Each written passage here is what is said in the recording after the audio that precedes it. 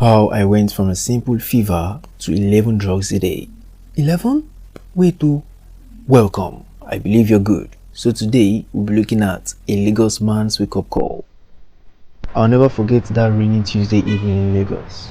I had returned from work, body weak, head pounding. The stress from traffic, fuel scarcity and wahala at work had taken its toll.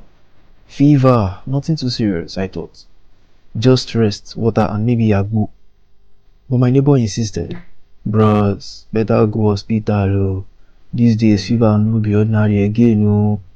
So I went. Private hospital. AC chilling everywhere, nurses looking sharp.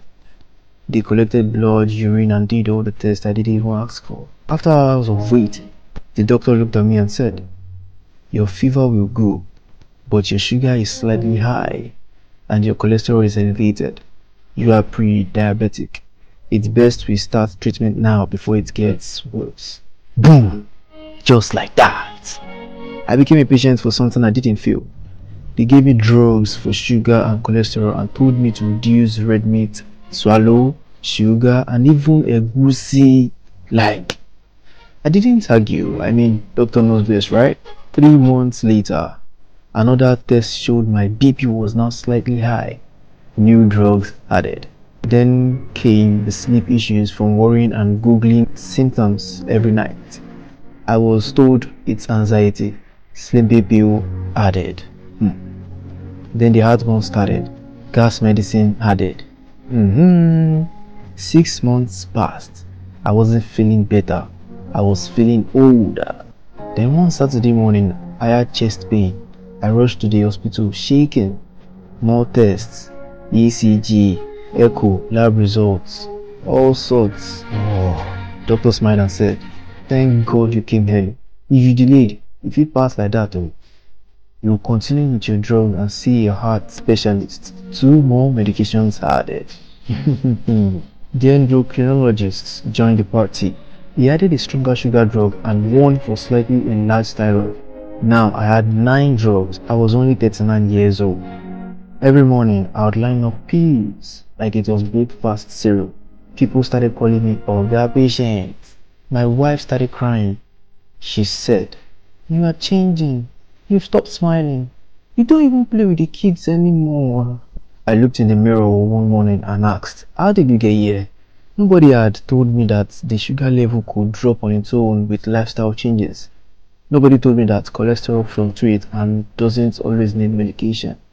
Nobody encouraged me to try diet, fresh fruits, or exercise first. They just loaded me with pills. 6 months later, I began to urinate too frequently. Another test. Now my kidney had small issue. Creatinine slightly up and 2 new medications were added. 11 pills every day. More drugs than food. That day, I broke down.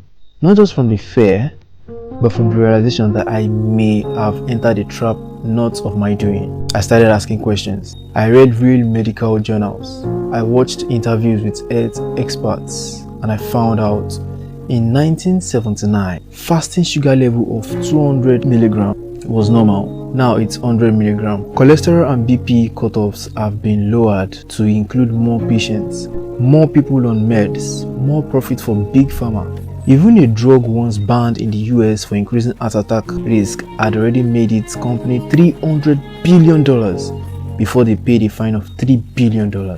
Now it made sense. This wasn't just about health, it's about business. A booming industry that grows when we believe we are sick, even when our bodies can heal themselves. The funny thing, the fever that brought me to the hospital, it had already gone by the second day. What if the doctor had just said, rest well, drink water, sleep and take some fruits, you'll be fine. I wouldn't be on 11 drugs. I wouldn't be battling the side effects of things I never had.